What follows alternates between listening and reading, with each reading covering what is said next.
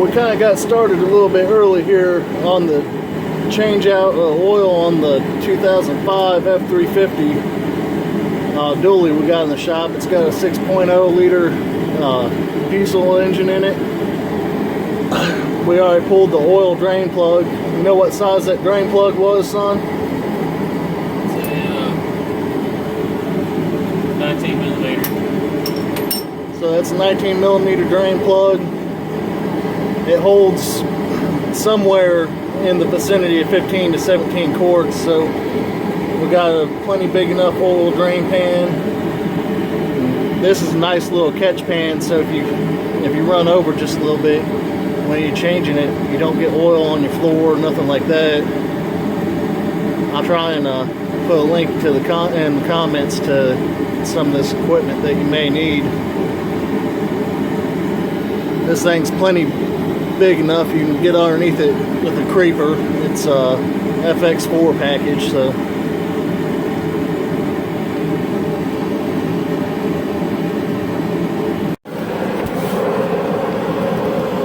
now all the oil's drained out. I'm going to reinstall the bolt, make sure it's nice and tight with it.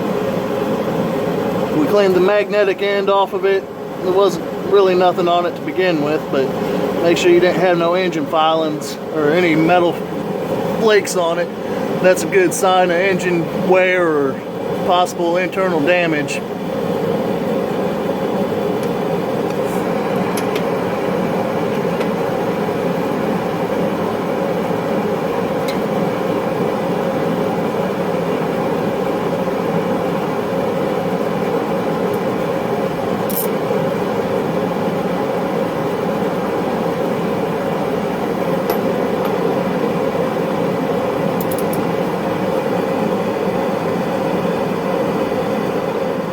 So before you get started, you always probably got just a little bit of seepage, leakage, you know, seals and stuff over time leak and blow a little bit of oil and dust all over.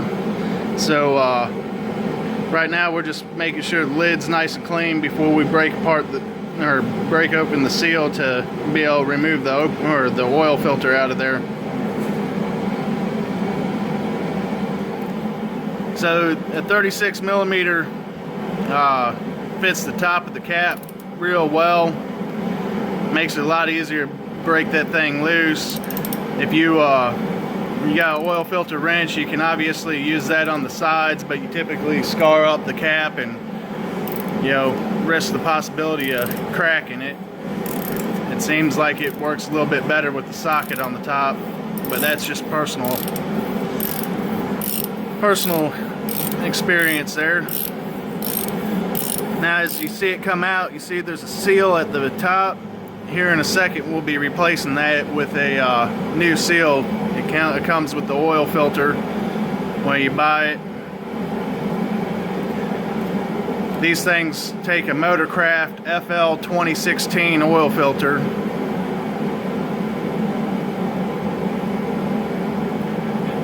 I definitely recommend going with Motorcraft, you know, the OEM parts. These things, the oil filter is probably not too bad, but when you get into the fuel filter, they've got a water membrane and everything else.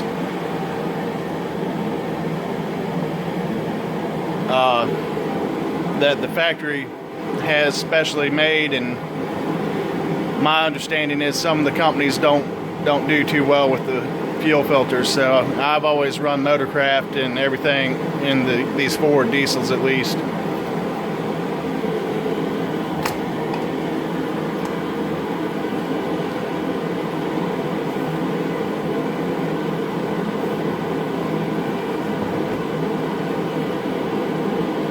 Which I'm not sure, you know, depending upon where you're at, these things run about $20, $21 in our area for just these filters, for the actual oil filters.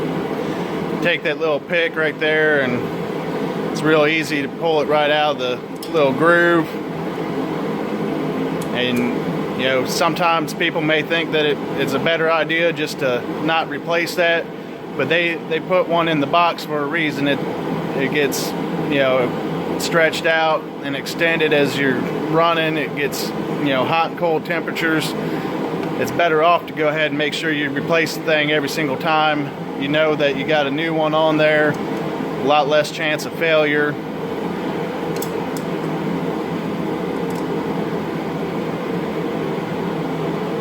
So he's made sure it's in the groove real well. Next thing he'll do is make sure it's good and wiped off. We'll take some of this new oil and kind of we'll run our finger down into it and run it across that seal so it's nice and lubed as you put it down put the new filter down in it and tighten it up, help it seal up. If you look at the top there, it's got little clips on it right there. This new filter, so when you install it into the cap, you're going to want to make sure to install it to where it clips. Go ahead and put it in there, buddy. There you go, you hear the click, it's good to go. And he's already run a bead of oil around that new seal, so we're good to go. Go ahead and install this thing again.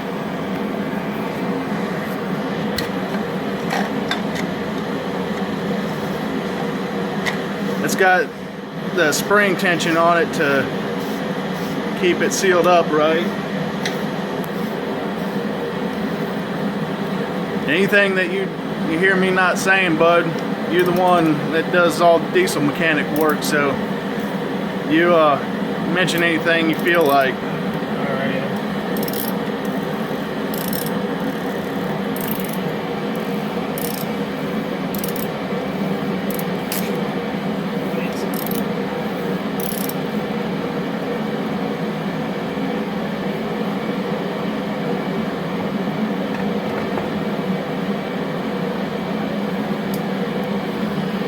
So you see the oil fill back there.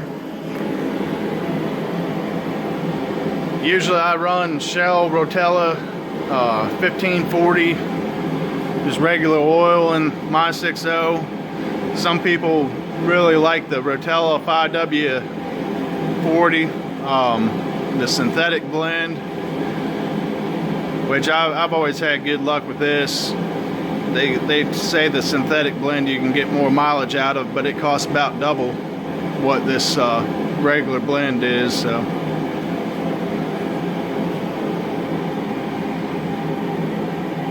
Make sure you get you a funnel that fits the filler neck nice and well, so that whenever you're pouring it in, you don't have to really mess with it. Usually it's pretty good, pretty easy to get these 2.5 gallon jugs.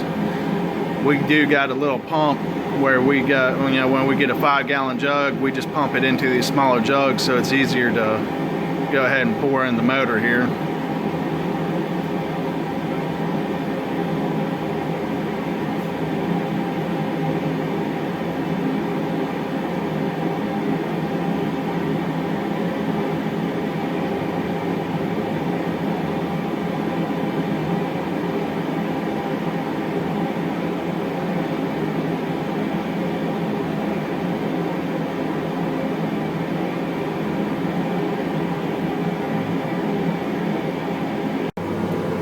So we put one 2.5 gallon jug in there, and we put just a little bit over half of another one.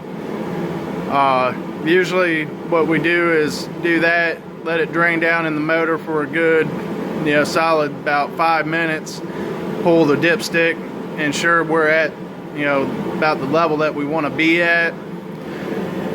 That usually works out pretty good for us, because then it's real easy. You give her just a little bit more, or touch more or less, get her in the marks, which we'll pull the stick here and show you what we're talking about here in a second, but I just kind of wanted to make mention of that. This thing takes right around 15-16 quarts of oil. That may be a little bit off. I really should look in the book, but we always kind of just judge it off of that, because you're always using major quantities of oil. It's really hard to judge the quarts unless you get it really measured out, and we don't typically do that. It's just as easy this way. I always make sure to come in and get my mileage out of here. I always keep it logged out here in the garage for everything we got. Then that way I know when my next oil change is due. That's a real easy to keep a log of everything that you've done to your vehicle too. Apparently though, I got the log in this book the last time because I changed it right around 84,000. So anyway, that just goes to show you how important it is to keep track of your mileage so that you keep up with your oil changes on a regular interval there. So it's been about 5 minutes. We're going to pull the engine oil dipstick here and see if we weren't just about right on. Usually we get pretty close. Yeah, just about. Nah, you can't see it on. Oh, there you go. Can't hardly see it on there. What was it at? About low? About right at half. Right at half? I want to say right. Well, that's really not too bad. If you're right at half, you know, that's about a gallon worth of leeway. You're not too bad off. It's a good idea to Right there. man, this thing just won't focus in on it. There you go. So it's a good idea to, you know, you don't have to necessarily be all the way full, but you know, make sure that you check it before you start it up. Make sure you're within the low and high marks, and then once you start it up, let it run for a few minutes, get circulated through, and then give it another about 5-minute rest and check it again. Make sure you got your oil primed back everywhere that you need to. Then that way you can double check and make sure you ain't low.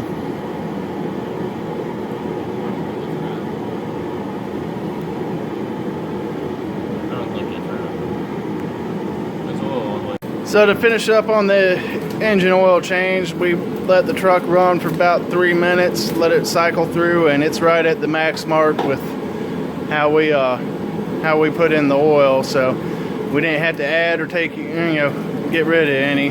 But anyway, like I said, it's pretty self-explanatory. You know, everything's pretty easy. Always make sure you check your owner's manual for specific oil viscosities and for the actual levels, you know, for the actual amount that you need to put in there. You should be able to find that in your owner's manual pretty easy in the maintenance section. Thanks for watching.